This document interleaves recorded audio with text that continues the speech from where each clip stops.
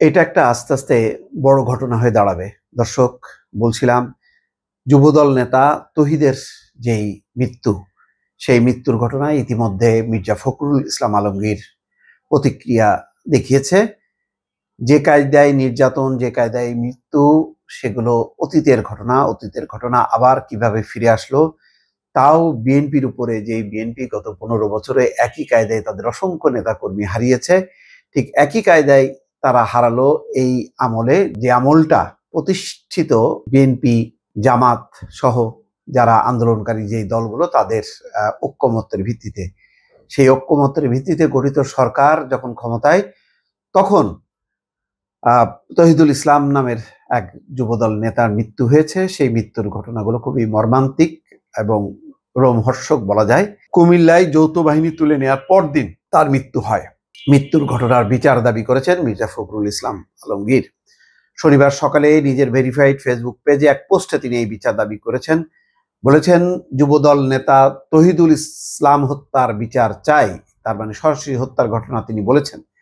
যে তহিদুল ইসলামের বিরুদ্ধে কোনো মামলা মোকদ্দমা কিছুই নেই, আশেপাশের কেউ কোনো অভিযোগ তুলতে পারে নেই, সেই যুবদল নেতা কিভাবে মৃত্যু হলো, সেই ঘটনাটা এখন বড় একটি ইস্যু হয়ে দাঁড়াচ্ছে বর্তমান সরকারের বিরুদ্ধে। যুবদল নেতা তহিদুলের মৃত্যুর ঘটনায় দলের ভেরিফাইড ফেসবুক পেজেও বিচার দাবি করেছেন বিএনপি। শুক্রবার রাতে এক পোস্টে এই ঘটনায় জড়িত সেনা সদস্যদের বিচার দাবি করেছেন। গতকাল রাতে বিএনপি ফেসবুক পেজে দেওয়া পোস্টে বলা হয়, এই নৃশংস বিচার বহির্ভূত হত্যাকাণ্ডের সঙ্গে জড়িত সেনাবাহিনীর সকল সদস্যের দৃষ্টান্তমূলক শাস্তি দাবি করছি। তার মানে সরাসরি আঙুলটা কিন্তু সেনা সদস্যদের বিরুদ্ধে।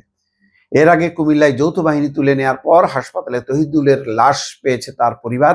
শুক্রবার বেলা 12:30টায় তার মৃত্যুর খবর পাওয়া যায়। তবে কখন তার মৃত্যু হয়েছে সে তথ্য জানা যায়নি। আইন শৃঙ্খলা রক্ষাকারী বাহিনীর হেফাজতে যুবদল নেতার মৃত্যুর তথ্য জানিয়েছেন তার ভাই আবুল কালাম। পুলিশের কাছে যখন হস্তান্তর করা হয়, তখন পুলিশ হাসপাতালে নেওয়ার সাথে সাথেই ডাক্তাররা জানিয়ে দেয় যে হাসপাতালে আনার আগেই তার মৃত্যু হয়েছে। তহিদুল কুমিল্লা আদর্শ সদর উপজেলার পাঁচবুতি ইউনিয়নের পাঁচবুতি গ্রামের মোকলেসুর রহমানের ছেলে। তিনি ইউনিয়ন যুবদলের আহ্বায়ক ছিলেন। যুবদল নেতার ভাই আবুল কালাম বলেন, আমার বাবা 4 দিন আগে মারা গেছে।